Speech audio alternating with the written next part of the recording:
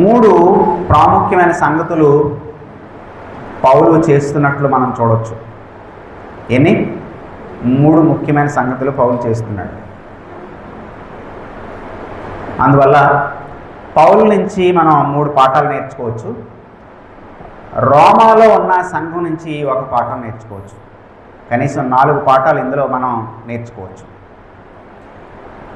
బైబిల్లో ఆజ్ఞలు ఉన్నాయి, ఆదర్శాలు ఉన్నాయి. ఆజ్ఞలు అంటే తెలుసు కదా, దొంగిలకూడదు, నరహత్య చేయకూడదు, వ్యభిచరించకూడదు, నీ తల్లిదండ్రులను సన్మానించము, నీవు యెహోవాను తప్ప వేరే దేవుడిని కలిగి ఉండకూడదు, విగ్రహాన్ని పూజించకూడదు, ఇలా ఆజ్ఞలు ఉన్నాయి. అదే సమయంలో ఆ ఆజ్ఞలను పాటించి చూపించిన ఆదర్శప్రాయులైన వ్యక్తులు కూడా మన ముందు ఉన్నారు.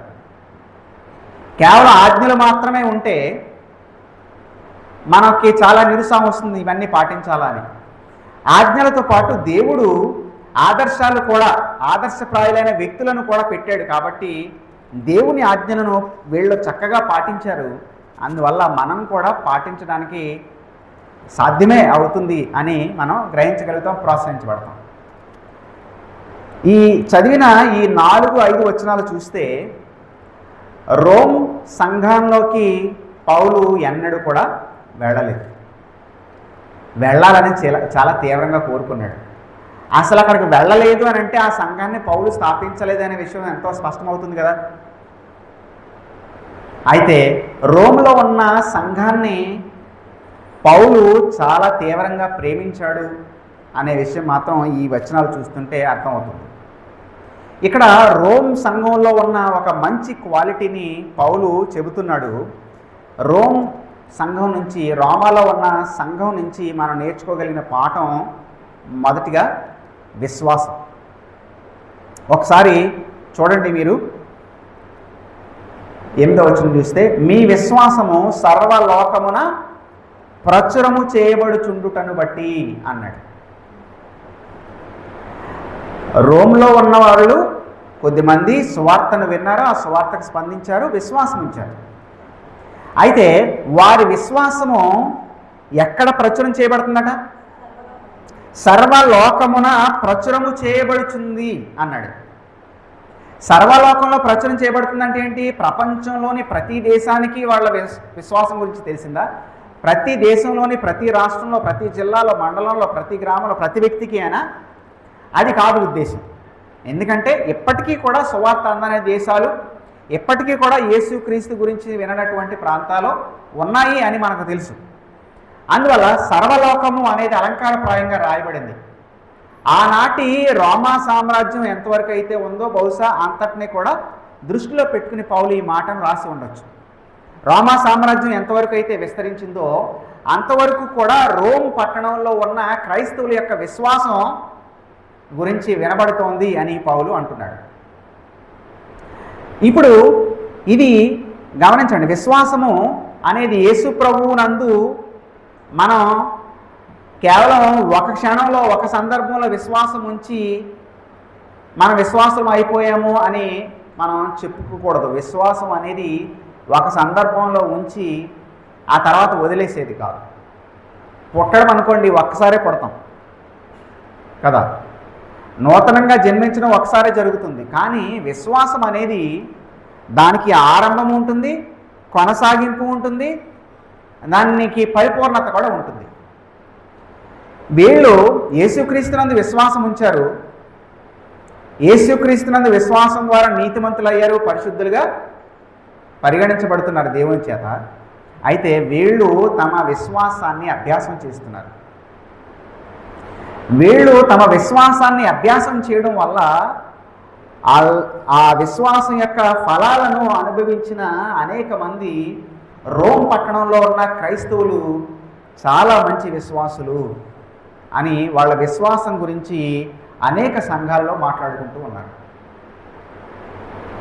నిజమైన విశ్వాసం ఎప్పుడూ కూడా అదృశ్యమైనదిగా ఉండదు.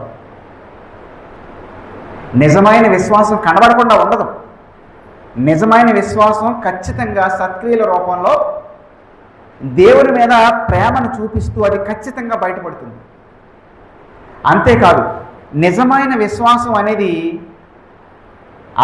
మనం అభ్యాసం చేస్తున్నప్పుడు అది వేరే వాళ్ళని ప్రభావితం చేయకుండా ఉండదు. వేరే వాళ్ళు ఖచ్చితంగా దాని గురించి మాట్లాడుకుంటూనే ఉంటారు. అబ్రహాముని దేవుడు పిలిచాడు, నువ్వు బయలుదేరు అన్నాడు. ఎక్కడికి అని అబ్రహాం అడగలేదు, బయలుదేరిపోయాడు. గమనించండి, మీ బాస్ మీకు ఫోన్ చేశాడు, బయలుదేరు అన్నాడు. నెక్స్ట్ వెంటనే మీరు అడిగే ప్రశ్న ఏంటి? ఎక్కడికి సార్ అంటారు. దేవుడు అబ్రహాముని పిలిచి బయలుదేరు అన్నాడు. అబ్రహాము లేచి మూటముళ్ళు సర్దుకోవడం మొదలుపెట్టాడు. అందరూ అడిగి ఉంటారుగా ఎక్కడికి అని, ముఖ్యంగా సారా అడిగి ఉంటుందిగా ఎక్కడికి అని. తెలీదు. దేవుడు బయలుదేరమన్నాడు, బయలుదేరు అన్నాడు. అది విశ్వాసం.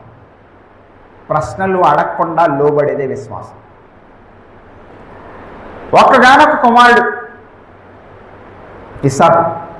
అంటే దేవుడు 100 సంవత్సరాల వయసులో అబ్రహాం ఉన్నప్పుడు బహుమానంగా ఇచ్చాడు. ఒక్కగానొక కుమారుడు అనేది రాంగ్ ల్యాండ్, తప్పు. ఎందుకంటే అంతకుముందే ఇస్మాయేలుని దేవుడు అనుగ్రహించాడు. అయితే వాగ్దాన పుత్రుడు మాత్రం ఇస్సాకే. దేవుడు వాగ్దానం చేసింది ఇస్సాకు గురించే. నీవు ప్రేమించిన నీ కుమారుణ్ణి దహనబలిగా నేను చూపించే పర్వతం మీద అర్పించు అంటే తిరిగి ప్రశ్నించలేదు.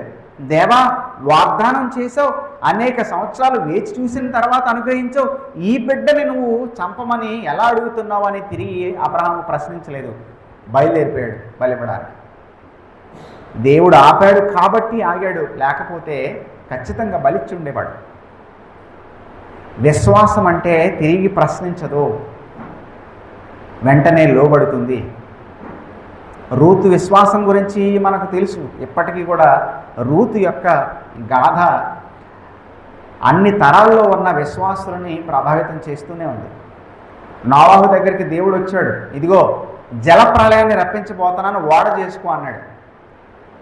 ఎప్పుడు అని అడగలేదు, వాడు చేస్తూనే ఉన్నాడు. ఆదికాండం 6వ అధ్యాయం ఆరంభంలో ఉన్న వచనాలను బట్టి పండితులు ఏమంటారంటే 120 సంవత్సరాలు అని చెబుతారు. దేవుడు ఆ మాట చెప్పి 120 సంవత్సరాల తర్వాత మళ్ళీ వచ్చాడు అని చెప్తారు. ఒకవేళ అదే వాస్తవం అయితే ఆలోచించండి. దేవుడు నువ్వు వాడు చేసుకో, నేను జలప్రాలని రప్పించబోతున్నాను అని 120 సంవత్సరాలు కనబడకపోతే అసలు చాలాసార్లు తను వాడ ఎందుకు చేస్తున్నాడు అనే విషయంలో సందేహం రాదా? నోవహు ఎప్పుడు అని ప్రశ్నించకుండా వాడని చేశాడు. సరిగ్గా జలప్రలయాన్ని రప్పించడానికి వారం రోజుల ముందు దేవుడు వచ్చి ఇక ముగించు, లోపలికి అన్నిటినీ సిద్ధం చేసుకో అని వారం రోజుల ముందు మళ్ళీ దేవుడు ప్రత్యక్షమయ్యాడు. గమనించండి, నువ్వు విశ్వాసాన్ని అభ్యాసం చేస్తుంటే ఆ విశ్వాసం సక్రియల రూపంలో ఎంతో తేటగా చుట్టుపక్కల ఉన్న వారికి కనిపిస్తుంది. మీరు అభ్యాసం చేసే విశ్వాసం వేరే వాళ్ళ నోళ్లలో ఉంటుంది. మీ విశ్వాసం వాళ్ళని ఆశ్చర్యపరుస్తుంది, మీ విశ్వాసం వాళ్ళని ప్రోత్సహిస్తుంది. మీ విశ్వాసం గురించి వాళ్ళు ప్రచారం చేసేలాగా జరుగుతుంది. రోమ్లో ఉన్న క్రైస్తవులు విశ్వాసాన్ని అభ్యాసం చేస్తుంటే రోమా సామ్రాజ్యంలో ఉన్న సంఘాలన్నిటిలో వాళ్ళ విశ్వాసం యొక్క గొప్పతనం గురించి విశ్వాసులు సంఘాలు మాట్లాడుకోవడం మొదలుపెట్టారు. నీ విశ్వాసం ఇతరులు గుర్తించేదిగానే ఉందా? నీ విశ్వాసం ఇతరులు ప్రోత్సహించేదిగానే ఉందా? నీలోని గొప్ప విశ్వాసాన్ని చూసి విశ్వాసులు ప్రోత్సహించబడి వాళ్ళు కూడా అబ్బా ఇలాంటి విశ్వాసాన్ని నేను కనబరిస్తే బాగుండు అనుకుంటున్నారా? నీ విశ్వాసం గురించి అసలు ఎవరైనా మాట్లాడుకుంటున్నారా? పరీక్షించుకోవాల్సిన విషయం.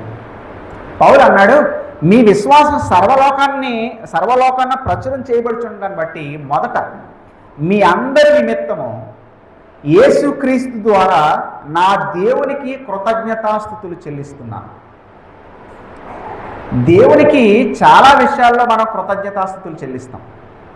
దేవుడు మనల్ని పోషిస్తున్నందుకు, కాపాడుతున్నందుకు మనం దేవునికి కృతజ్ఞతాస్తుతులు చెల్లిస్తాం. దేవుడు మనల్ని రక్షించుకున్నందుకు, మనల్ని తన పరిచర్యలో ఉపయోగించుకుంటున్నందుకు మనం దేవునికి కృతజ్ఞతాస్తుతులు చెల్లిస్తాం. చాలా సందర్భాల్లో మనం విడిచిపెట్టే విషయం ఏంటంటే, మన ఎదురుగా ఉన్న వ్యక్తి యేసుక్రీస్తునందు విశ్వాసం ఉంచాడు,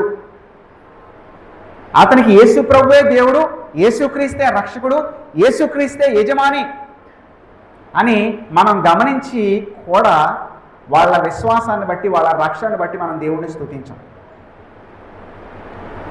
చాలా సందర్భాల్లో విశ్వాసుల మధ్యన దూరం పెరగడానికి కారణం ఏంటో తెలుసా?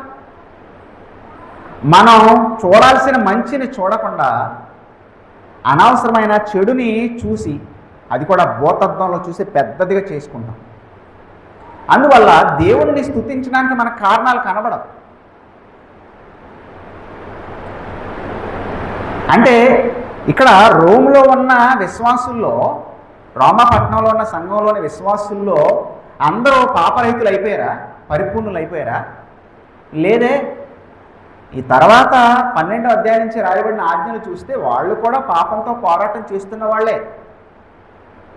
అందువల్ల నీ ఎదుటున్నటువంటి విశ్వాసికి ఏదో సమస్య ఉంది, ఏదో పాపంతో పోరాటం చేస్తూ ఉన్నారు. అయినంత మాత్రాన నువ్వు ఆ పాపాన్ని పెద్దదిగా చేసి అనవసరంగా నీ మనసులో నువ్వు దూరాన్ని పెంచుకోవడం నీకు క్షేమం కాదు, నీ భక్తికి క్షేమం కాదు. వాళ్ళు ఒకవేళ నీకు హాని తలపెట్టి ఉండొచ్చు, వాళ్ళు నిన్ను నిర్లక్ష్యం చేస్తూనే ఉండొచ్చు. ఒకవేళ వాళ్ళు పాపం చేస్తే నువ్వెందుకు పాపం చేయాలి? వాళ్ళలోని పాపం నీలోకి ఎందుకు రావాలి? పాపాన్ని ప్రభువు క్షమించిన విధంగా నీ ఎడల పాపాన్ని జరిగిస్తే నువ్వు క్షమించు, ప్రభువు క్షమించినట్టు నువ్వు క్షమించు. కొలస్సీ పత్రికలో మనం అదే చూసాం. కీడుకి తిరిగి కీడు చేయకుండా మేలు చేయి. మరి ముఖ్యంగా దేవుడు వాళ్ళను రక్షించుకున్నందుకు, వాళ్లకు విశ్వాసాన్ని అనుగ్రహించినందుకు, వాళ్లకు మారు మనసు అనుగ్రహించినందుకు దేవుడికి నువ్వు కృతజ్ఞతాస్తుతులు చెల్లించు. నీ తోటి విశ్వాసిని బట్టి నువ్వు స్తుతించాలి దేవుడు. వాళ్ళలో విశ్వాసం ఎంత అల్పంగా ఉన్నా సరే అది కూడా విశ్వాసమే. వాళ్ళు రక్షించబడిన వాళ్ళైతే వాళ్ళని బట్టి నువ్వు దేవునికి కృతజ్ఞతాస్తుతులు చెల్లించు. అప్పుడు నీ ఆత్మీయ ఆరోగ్యం బాగుంటుంది, సంఘంలో విశ్వాసుల మధ్యన సంబంధాలు బాగుంటాయి. పౌలు ఈ విషయంలో మనకు ఒక ఆదర్శాన్ని ఇస్తున్నాడు. అతను కేవలం రోమాపట్నంలో ఉన్న సంఘం విషయంలో మాత్రమే కృతజ్ఞతాస్తుతులు చెల్లించడం కాదు, కొరింథీ పట్టణంలో ఉన్న సంఘాన్ని గురించి కూడా ఇదే అన్నాడు. క్రీస్తు యేసునందు మీకు అనుగ్రహింపబడిన దేవుని కృపను చూసి మీ విషయమైన దేవునికి ఎల్లప్పుడూ కృతజ్ఞతాస్తుతులు చెల్లిస్తున్నాను అన్నాడు. మొదటి కొరింథీ 1:4. ఆ తర్వాత ఫిలిప్పీ సంఘంతో మాట్లాడుతూ అన్నాడు, నేను మిమ్మల్ని జ్ఞాపకం చేసుకున్నప్పుడల్లా నా దేవునికి కృతజ్ఞతాస్తుతులు చెల్లిస్తున్నానని ఫిలిప్పీ 1:6 అన్నాడు. కొలస్సీ సంఘం గురించి మన ప్రభువు యేసుక్రీస్తు యొక్క తండ్రి అయిన దేవునికి మీ విశ్వాస విషయంలో కృతజ్ఞతాస్తుతులు చెల్లిస్తున్నాను అన్నాడు. తెస్సలోనిక సంఘంతో మీ అందరి నిమిత్తము ఎల్లప్పుడూ దేవుడికి కృతజ్ఞతాస్తుతులు చెల్లిస్తున్నాను అన్నాడు. తిమోతికి రాస్తూ నీ యందున్న నిష్కపటమైన విశ్వాసాన్ని జ్ఞాపకం చేసుకుని దేవుడికి నేను కృతజ్ఞున్నై ఉన్నాను అన్నాడు. ఫిలెమోనుకి రాస్తూ నీ ప్రేమ గురించి, పరిశుద్ధుల ఎడల నీకున్న ప్రేమ గురించి, క్రీస్తు ఎడల నీకున్న విశ్వాసం గురించి నేను విని నీ నిమిత్తం విజ్ఞాపన చేస్తూ ఎల్లప్పుడూ నా దేవునికి కృతజ్ఞతాస్తుతులు చెల్లిస్తున్నాను అన్నాడు. అంటే విశ్వాసుల గురించి, సేవకుల గురించి పౌలు కృతజ్ఞతాస్తుతులు చెల్లిస్తూనే ఉన్నాడు. అందువల్ల పౌలు జీవితం నేర్పిస్తున్న పాఠం ఏంటంటే, తోటి విశ్వాసుల్లో ఉండే లోపాలను వెతకడం మానే. ఎందుకంటే అది నీకు ఆరోగ్యం కాదు, నీ ఆత్మకు ఆరోగ్యం కాదు. నీలో అనారోగ్యం ఉందనుకో, ఆ అనారోగ్యాన్ని కేవలం, ఆ రోగాన్ని కేవలం నీతో ఉంచుకో, ఆ రోగాన్ని నువ్వు మళ్ళీ స్ప్రెడ్ చేస్తావు. పాపం అనేది అంటు రోగమే. అది నీలో ఉందనంటే అది నీ పక్కన ఉన్న వాళ్ళకు కూడా ఆ పాపం అంటుకునే అవకాశం ఉంది. బిడ్డకు పాలిచ్చే తల్లికి ఏదైనా అనారోగ్యం ఉందనుకోండి, ఆ పాల ద్వారా బిడ్డకు కూడా అది సోకే అవకాశం ఉంది. నీలోని రోగం నీ తోటి విశ్వాసాలు కూడా అంటుకుంటుంది. అది లేకుండా చేయాలంటే దేవుడు నీ తోటి విశ్వాసి హృదయంలో, అంతరంగంలో, ఆత్మలో చేస్తున్న ఆ రక్షణ కార్యాన్ని, ఆ పరిశుద్ధపరిచే కార్యాన్ని బట్టి నువ్వు దేవుడికి కృతజ్ఞతాస్తుతులు చెల్లించాలి. పౌలు ఈ విషయంలో మనందరికీ ఒక ఆదర్శంగా ఉన్నాడు. చేద్దామా? ఇది ఏం చేద్దాం? ఒక వ్యక్తి రక్షించబడ్డాడంటే దేవుడు అతని రక్షణ విషయంలో చేస్తున్న కృపా కార్యాన్ని బట్టి దేవునికి మనం కృతజ్ఞతాస్తుతులు చెల్లించాలి. రాబోయే వారంలో మన సంఘంలో ఉన్న విశ్వాసులు ఎవరో మీకు తెలుసు కాబట్టి మన సంఘంలో ఉన్న విశ్వాసుల ఆ రక్షణను బట్టి దేవుడు వాళ్ళని రక్షించిన విధానాన్ని బట్టి దేవుడికి కృతజ్ఞతాస్తుతులు మనం చెల్లిద్దాం. అది మనకు క్షేమం. పౌలు చేశాడు. అది మనం పౌలు గారి నుంచి నేర్చుకోవాల్సిన ఒక పాఠం. రోమ్లో ఉన్న సంఘం నుంచి ఏం నేర్చుకుంటాం? వాళ్ళు విశ్వాసాన్ని చక్కగా అభ్యాసం చేస్తున్నారు. వాళ్ళ విశ్వాసం అనేక దేశాల్లో ఉన్న సంఘాల్లో మాట్లాడుకునేంత గొప్పగా వాళ్ళు విశ్వాసాన్ని అభ్యాసం చేస్తున్నారు. విశ్వాసం ఎల్లప్పుడూ విధేయత రూపంలోనే ఆజ్ఞలను అనుసరించే విధంగానే అది బయటపడుతుంది. విశ్వాసం అనేది కేవలం హృదయానికి పరిమితం అయిపోయేది కాదు, క్రియల్లో కనబడేది. క్రియల్లో విశ్వాసం కనబడకపోతే అది అసలు విశ్వాసమే కాదు. యాకోబు పత్రిక ప్రకారం. రెండవ పాఠానికి వెళ్దాం. 9వ వచనం చూడండి. ఇప్పుడు ఎలాగైనాను, అందరం కలిసి చదువుదామా? ఇప్పుడు ఎలాగైనాను ఆటంకం లేకుండా మీ వద్దకు వచ్చుటకు దేవుని చిత్తం వలన నాకు వీలు కలుగునేమో అని నా ప్రార్థనలయందు ఎల్లప్పుడూ ఆయనను బతిమాలుకొనుచు మిమ్మల్ని గూర్చి ఎడతెగగా జ్ఞాపకం చేసుకొనిచున్నాను. ఇందుకు ఆయన కుమారుని సువార్త విషయమై నేను నా ఆత్మయందు సేవించుచున్న దేవుడే నాకు సాక్షి. దేవుణ్ణే సాక్షిగా పెడుతున్నాడు. పౌలు ఎప్పుడూ అక్కడికి వెళ్ళలేదు కదా. అక్కడున్న కొద్దిమంది సహోదరుల పేర్లు పౌలుకు తెలుసు. అయితే పౌలు ఇప్పుడు అక్కడికి వెళ్ళలేదు. పౌలులో ఎంత తీవ్రమైన అపేక్ష వాళ్ళ పట్ల ఉందో చెబుతూ, ఇదిగో నేను ఎల్లప్పుడూ మిమ్మల్ని జ్ఞాపకం చేసుకుంటున్నాను. దీనికి సాక్ష్యం ఎవరు? నా అంతరంగంలో నేను సేవిస్తున్న దేవుడే సాక్షి అంటున్నాడు.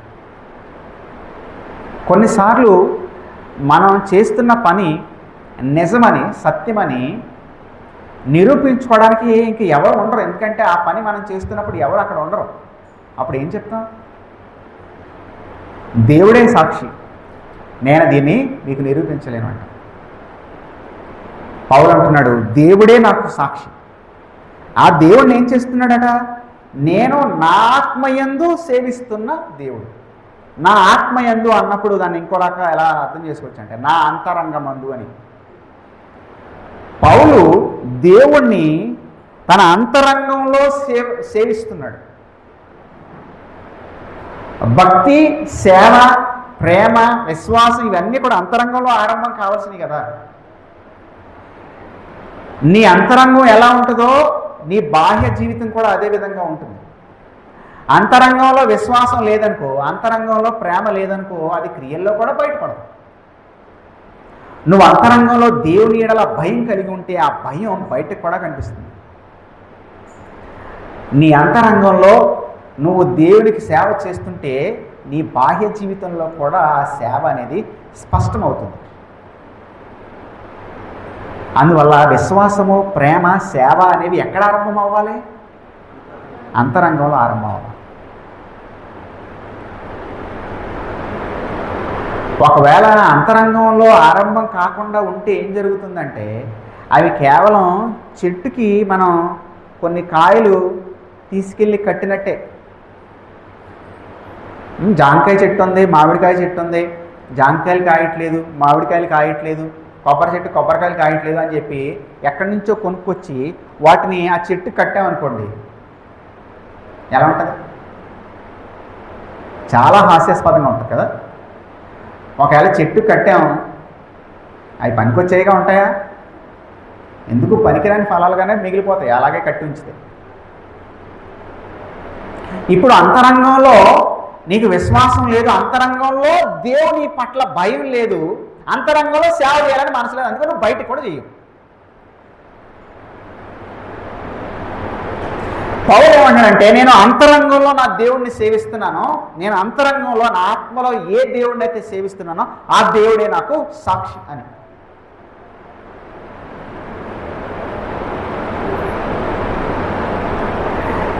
ఏ విషయంలో మరి ముఖ్యంగా సేవ?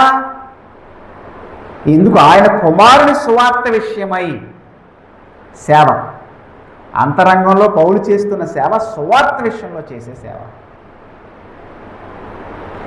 ఈ సువార్తని పౌలు పదే పదే ప్రస్తావిస్తూనే ఉన్నాడు. ఆ సువార్తకు నేను పరిచారకుణ్ణి, ఆ సువార్త నిమిత్తం ప్రత్యేకింపబడిన వాడిని, ఆ సువార్త నిమిత్తం నేను సిగ్గుపడేవాడిని కాదు, ఆ సువార్త ప్రకటించకపోతే నాకు శ్రమ అని తన జీవితాన్ని సువార్త సేవకి ముడిపెట్టుకున్నాడు, దానికి అంకితం చేసుకున్నాడు. ఆ సువార్త విషయంలోనే నా అంతరంగంలో నా దేవుణ్ణి సేవిస్తున్నాను, ఆ దేవుడే సాక్షి. దేనికి సాక్షి? 9వ వచనం ఆరంభం మరోసారి చూద్దాం. ఇప్పుడు ఎలాగైనా ఆటంకం లేకుండా మీ దగ్గరకు రావాలనుకున్నాను. ఎలాగైనా రావాలనుకున్నాను. అయితే 13వ వచనం చూస్తే, మీ దగ్గరకు రావాలనుకున్నాను కానీ ఇది వరకు ఆటంకపరచబడి తిని. చాలా తీవ్రంగా రోమ్లో ఉన్న సంఘాన్ని దర్శించాలని పౌలు చాలాసార్లు ప్రయత్నం చేశాడు, కానీ ఆటంకపరచబడ్డాడు. ఇక్కడ పౌలు రోమ్లో ఉన్న సంఘాన్ని దర్శించడానికి శరీర సంబంధమైన కోరిక ఏదైనా ఉందా అంటే అలాంటిదేమీ లేదు. దేవుని ఉద్దేశాల కోసమే, దేవుని రాజ్య వ్యాప్తి కోసమే, దేవుణ్ణి మహిమపరిచే ఉద్దేశంతోనే రోమ్లో ఉన్న సంఘాన్ని వెళ్ళాలని అనుకున్నాడు, కానీ ఆటంకపరచబడ్డాడు. ఈ ఆటంకం ఎవరి వల్ల ఎదురైంది మనకి స్పష్టత లేదు, కానీ దేవుడైతే పౌలు రోమ్లో ఉన్న సంఘాన్ని దర్శించడానికి వెళ్ళడానికి దేవుని చిత్తం అవ్వలేదు.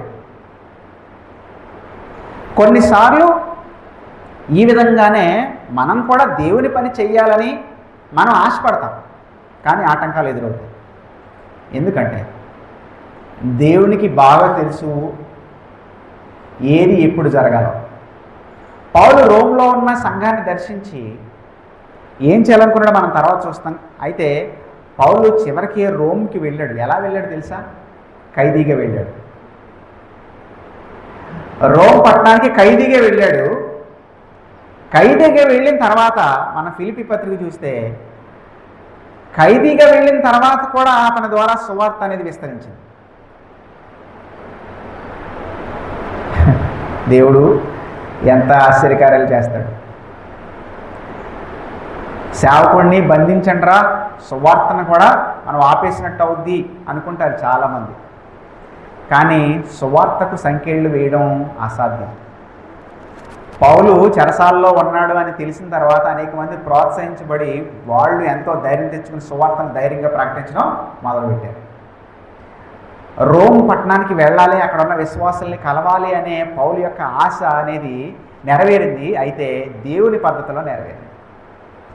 రోమ్ పట్టణానికి వెళ్ళాలి అని చాలా తీవ్రంగా ప్రయత్నం చేశాడు పౌలు. చూడండి, ఇప్పుడు ఎలాగైనా ఆటంకం లేకుండా మీ దగ్గరకు రావడానికి దేవుని చిత్తం వలన వీలు కలుగుతుందేమో అని చాలా ప్రయత్నం చేశాడు.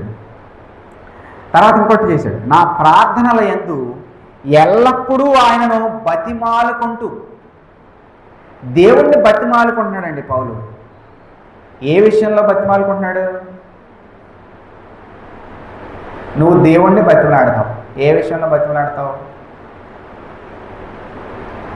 చాలా సందర్భాల్లో మనం దేవుణ్ణి బ్రతిమలాడేది ఈ లోక సంబంధమైన విషయాల కోసమే అయి ఉంటుంది, శరీర సంబంధమైన విషయాల కోసమే అయి ఉంటుంది. అయితే తప్పు అని నేను అనను, ఎందుకంటే బాధ ఎవరికైనా బాధే.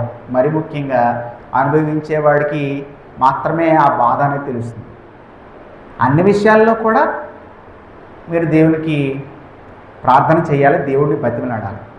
అయితే దేవుని భారం ఏంటి? తన కుమారుడికి రాజ్యాన్ని అప్పగించాలని కదా, తన కుమారుడి నామాన్ని గణపరచాలని కదా. అందువల్ల నీ భారాన్ని దేవుని పైన వేస్తూనే దేవుని భారాన్ని నీ పైన వేసుకోవాలి. అందువల్ల దేవుణ్ణి బతిమలాడుతున్నాడు రోమ్ పట్టణంలో ఉన్న విశ్వాసుల నిమిత్తం. ఎల్లప్పుడూ నా ప్రార్థనల్లో మిమ్మల్ని జ్ఞాపకం చేసుకుంటున్నాను. ఇదొక గొప్ప ఆదర్శం కదా. ఇతర విశ్వాసులను బట్టి దేవుణ్ణి స్తుతించాలి. ఆ విషయంలో పౌలు మనకు ఆదర్శంగా ఉన్నాడు. రెండవ ఆదర్శం ఎక్కడంటే ఎల్లప్పుడూ రోమ్లో ఉన్న విశ్వాసులను జ్ఞాపకం చేసుకుంటున్నాడు. కేవలం రోమ్ పట్టణంలో ఉన్న వాళ్ళ విషయంలో మాత్రమే కాదు, అన్ని సంఘాల విషయంలో, సేవకుల విషయంలో కూడా జ్ఞాపకం చేసుకుంటూ స్తుతిస్తూ వాళ్ళ గురించి ప్రార్థనలు చేస్తున్నాడు.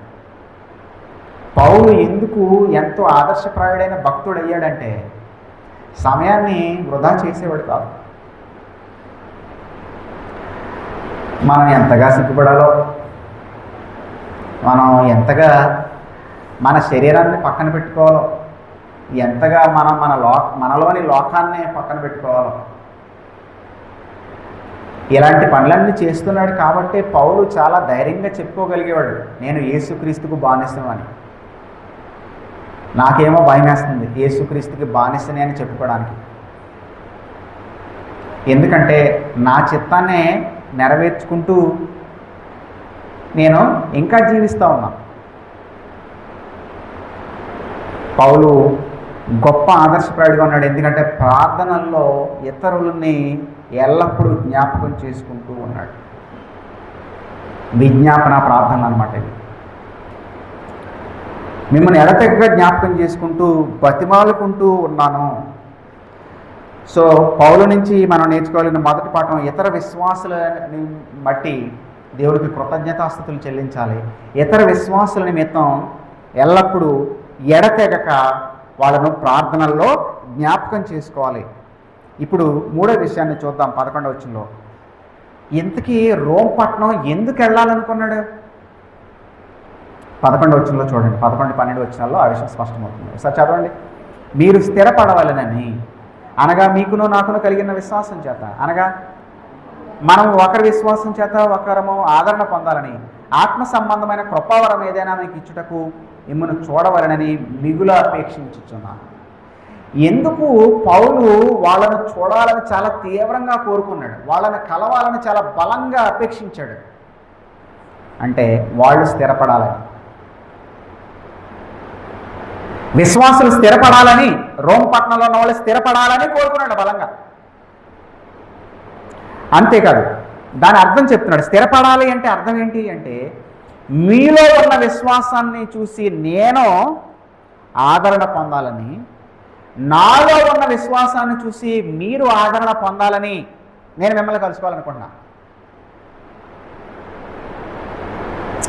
ఆదరణ, ప్రోత్సాహం ఎవరికి అవసరం? సేవకులుగా, సంఘంలో ఉన్న విశ్వాసులుగా? అందరికీ అవసరం. అందుకనే మీ విశ్వాసం ద్వారా, నేను నా విశ్వాసం ద్వారా మీరు ఆదరణ పొందాలని, ప్రోత్సహించబడాలని, అందుకనే నేను మీ దగ్గరకు రావాలని చాలా తీవ్రంగా కోరుకుంటున్నాను అన్నాడు. కేవలం సేవకుల్లోని విశ్వాసం సంఘస్థుల్ని బలపరుస్తుంది అని అనుకుంటే పొరపాటే. సంఘస్థుల్లోని విశ్వాసం కూడా సేవకుల్ని బలపరుస్తుంది. సేవకుల్ని నిరుత్సాహపరిచేది, నీరసింపజేసేది విశ్వాసుల్లోని అవిశ్వాసం, అల్ప విశ్వాసం.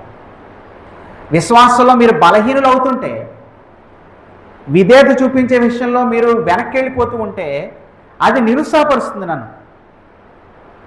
కానీ మీరు విశ్వాసాన్ని అభ్యాసం చేసే విషయంలో అంతకంతకు ఎదుగుతుంటే, మీలో భక్తి గురించిన పట్టుదల, భక్తి విషయంలో స్థిరత్వం, సేవ విషయంలో నిలకడ మీరు కనపరుస్తున్నప్పుడు అది నన్ను ఎంతగానో ప్రోత్సహిస్తుంది.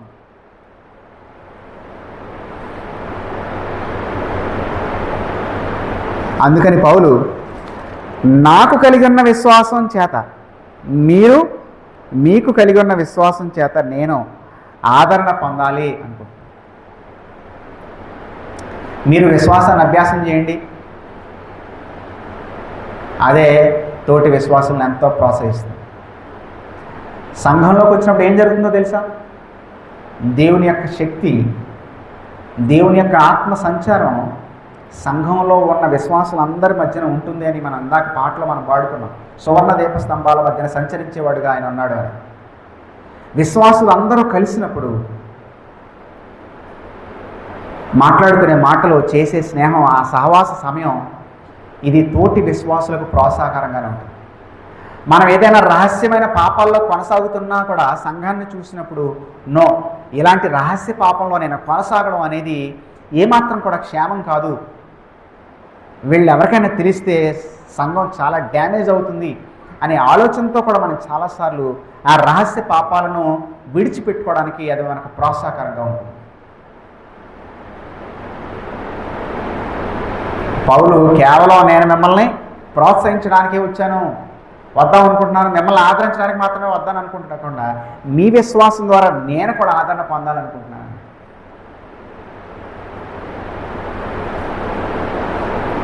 తర్వాత 12 వచ్చిన చూడండి, ఆత్మ సంబంధమైన కృపావరం ఏదైనా మీకు ఇచ్చుటకు మిమ్మల్ని చూడాలనుకుంటున్నాను అన్నాడు. ఇప్పుడు కృపావరాలను అనుగ్రహించేది దేవుడా లేకపోతే సేవకులా?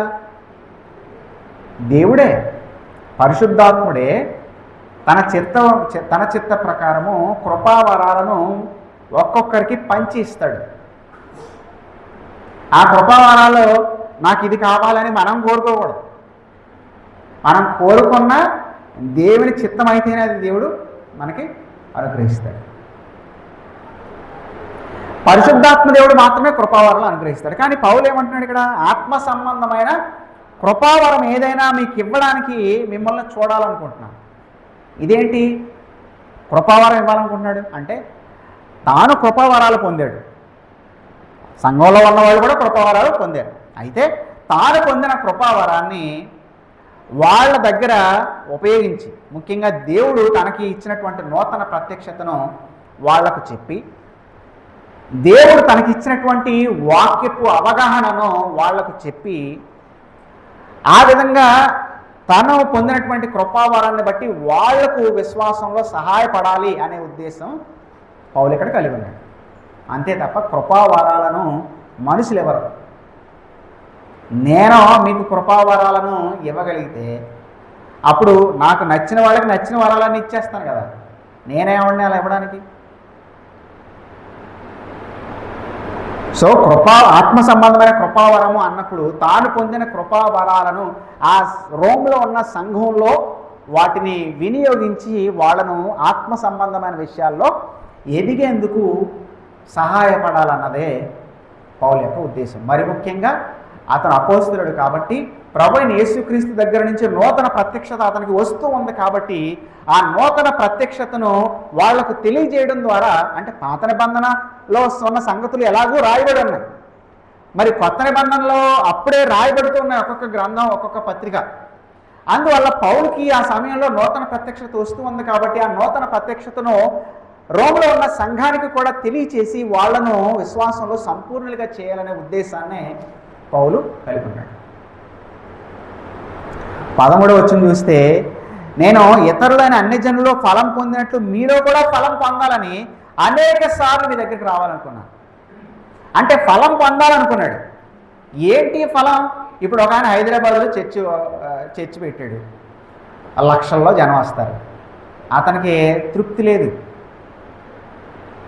అక్కడ ఉన్న జనాలని వ్యక్తులను కలిసి వాళ్లకు వాక్య పరిచర్య చేయడం అనేది వాళ్ళకి ఏముండదు. మళ్ళీ ఇంకొక తెర సంఘం ఇంకో చోట పెట్టాడు, అక్కడ పెట్టి ఊరుకున్నాడా? ఊరుకోలా. ఇంకొక చోట అలా ఆ థియేటర్లో కడుతూనే ఉన్నాడు. ఏంటి ఉద్దేశం? అక్కడ మనం బోళ్ళంత సంపాదించాం, ఇక్కడ కూడా మనం బోళ్ళంత సంపాదించాలి. వాళ్ళ ఫలం ఏం ఫలం? అది డబ్బులు. ఈ ఫలం డబ్బులు సంపాదించాలని తెర సంఘాలు అన్నమాట. వేరే సంఘాలలో వేరే సేవకుల్ని పెట్టచ్చు కదా, అబ్బాయి పెట్టరు, తెర మీద ఆయనే కనబడతాడు. పౌలు ఫలం పొందాలనుకున్నాడు. నేను అన్ని జనులు అందరిలో కూడా ఫలం పొందాను, మీలో కూడా ఫలం పొందాలని మీ దగ్గరికి రావాలని ప్రయత్నం చేస్తున్నాడు. అయితే అంటే వాళ్ళందరూ నాకు డబ్బులు ఇచ్చారు, మీరు కూడా డబ్బులు ఇవ్వాలని మీ దగ్గర కూడా రావాలి, ఇది కాదు పౌలు యొక్క ఇంటెన్షన్, ఉద్దేశం. నేను సువార్త పరిచర్య చేశాను, అనేక మంది రక్షించబడ్డారు. అలాగే నేను వాక్య పరిచర్య చేశాను, అనేక మంది విశ్వాసులు బలపడ్డారు. అదే నేను పొందే ఫలం. ఇప్పుడు మీ దగ్గర కూడా రావాలనుకున్నా, మీకు కూడా సువార్త ప్రకటించాలనుకుంటున్నా, రోమ్ పట్టణంలో కూడా సువార్త ప్రకటించాలనుకుంటున్నా, మీకు కూడా వాక్యాన్ని ప్రకటించాలనుకుంటున్నా. తద్వారా రక్షణ లేని వాళ్ళ రక్షణలోకి రావడం ఫలం పొందడమే. రక్షించబడిన వాళ్ళు విశ్వాసంలో ఎదగడం కూడా ఫలం పొందడమే. అందుకని అనేక చోట్ల అది చేశాను, ఇప్పుడు మీ దగ్గర కూడా అది చేయాలి, అది పొందాలి అనే ఆశతో రావాలని ప్రయత్నిస్తున్నాను అంటున్నాడు. పౌలు యొక్క మనసంతా శరీర సంబంధమైన విషయాలపైన లేదు. సేవకులకి ఎంత ఆదర్శంగా ఉన్నాడు. సంఘాన్ని స్థాపించడం, ఒక సేవకుడిని అక్కడ పెట్టేయడం, అక్కడి నుంచి వేరే చోటకి వెళ్ళిపోవడం, ఇది నేను స్థాపించాను, నాకు నిరంతరం డబ్బులు రావాలి, దీంట్లో నుంచి నేను పోషించబడాలి, ఇవి కాదు పౌలుకున్న ఆశలు. స్వార్థ ప్రకటించాలి, వాళ్ళకు సంఘంగా కట్టాలి, వాళ్ళని వాక్యంతో పోషించాలి, వాళ్ళు స్థిరపడ్డారు అనుకున్నప్పుడు ఒక సేవకుని అక్కడ పెట్టేయాలి, వేరే చోటకి వెళ్ళిపోవాలి. ఎంతటి గొప్ప ఆదర్శాలు కలిగినటువంటి సేవకునిగా పౌలు ఉన్నాడు.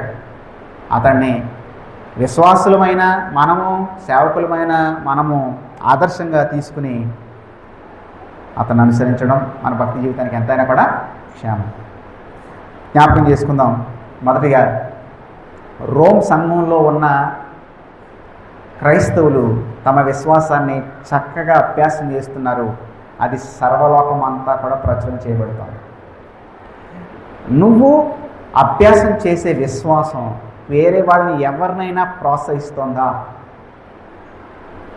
అబ్రహాము విశ్వాసం జ్ఞాపకం చేసుకున్నాం, నోవాహు విశ్వాసం జ్ఞాపకం చేసుకున్నాం, రూతు గురించిన విషయాలు జ్ఞాపకం చేసుకున్నాం. నీ విశ్వాసం వేరే వాళ్ళను ప్రభావితం చేస్తోందా? నీ విశ్వాసం గురించి ఎవరైనా మాట్లాడుకుంటున్నారా? అయితే ఇక్కడ ఒక శోధన ఎదురవుద్ది. నా విశ్వాసం గురించి అందరూ మాట్లాడుకోవాలని మళ్ళీ నటనలోకి వెళ్ళిపోకూడదు. నువ్వు దేవునికి భయపడుతూ, దేవుడిని ప్రేమిస్తూ నువ్వు ఒక విశ్వాసిగా నువ్వు జీవించు. తోటి పరిశుద్ధుల్ని ప్రేమించు, సువార్త కోసం శ్రమించు. ఆటోమేటిక్గా నీ విశ్వాసం వేరే వాళ్ళని ప్రభావితం చేస్తుంది, వాళ్ళు మాట్లాడుకుంటారు నీ గురించి. తోటి విశ్వాసి పొందిన రక్షణ విషయంలో నువ్వు దేవుణ్ణి స్తుతిస్తున్నావా? అలాగే తోటి విశ్వాసులను ఎల్లప్పుడూ నీ ప్రార్థనల్లో నువ్వు జ్ఞాపకం చేసుకుంటున్నావా? ఆఖరిగా నీ విశ్వాసం ద్వారా ఇతరుల విశ్వాసాన్ని బట్టి నువ్వు ఆదరణ పొందుతున్నారా?